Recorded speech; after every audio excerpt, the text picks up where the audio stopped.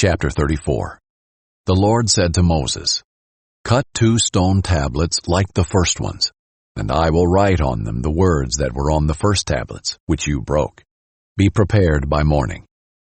Come up Mount Sinai in the morning, and stand before me on the mountaintop. No one may go up with you.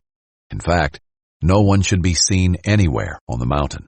Even the flocks and herds are not to graze in front of that mountain." Moses cut 2 stone tablets like the first ones. He got up early in the morning, and taking the 2 stone tablets in his hand, he climbed Mount Sinai just as the Lord had commanded him.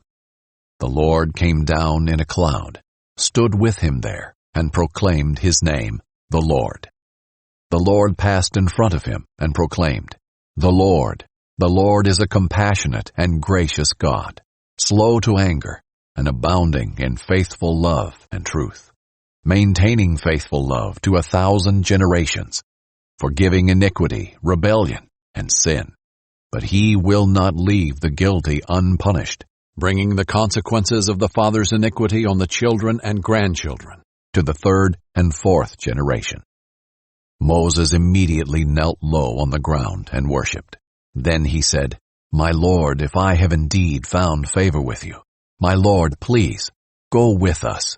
Even though this is a stiff-necked people, forgive our iniquity and our sin, and accept us as your own possession." And the Lord responded, "Look, I am making a covenant. In the presence of all your people, I will perform wonders that have never been done in the whole earth or in any nation. All the people you live among will see the Lord's work, for what I am doing with you is awe-inspiring. Observe what I command you today. I'm going to drive out before you the Amorites, Canaanites, Hittites, Perizzites, Hivites, and Jebusites. Be careful not to make a treaty with the inhabitants of the land that you are going to enter. Otherwise, they will become a snare among you. Instead, you must tear down their altars, smash their sacred pillars, and chop down their Asherah poles. Because the Lord is jealous for his reputation, you are never to bow down to another god.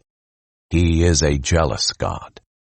Do not make a treaty with the inhabitants of the land, or else when they prostitute themselves with their gods and sacrifice to their gods, they will invite you, and you will eat their sacrifices. Then you will take some of their daughters as brides for your sons. Their daughters will prostitute themselves with their gods, and cause your sons to prostitute themselves with their gods. Do not make cast images of gods for yourselves. Observe the festival of unleavened bread.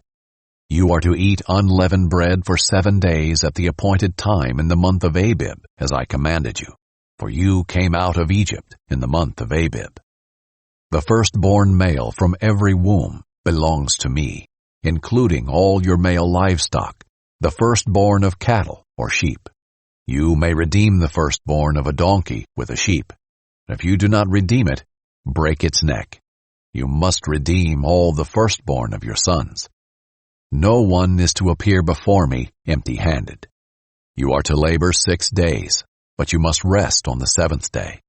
You must even rest during plowing and harvesting times.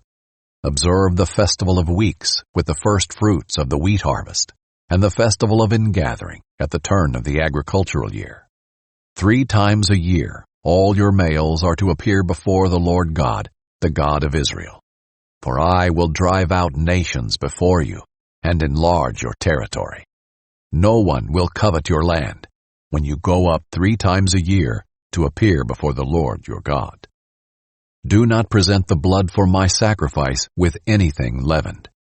The sacrifice of the Passover festival must not remain until morning.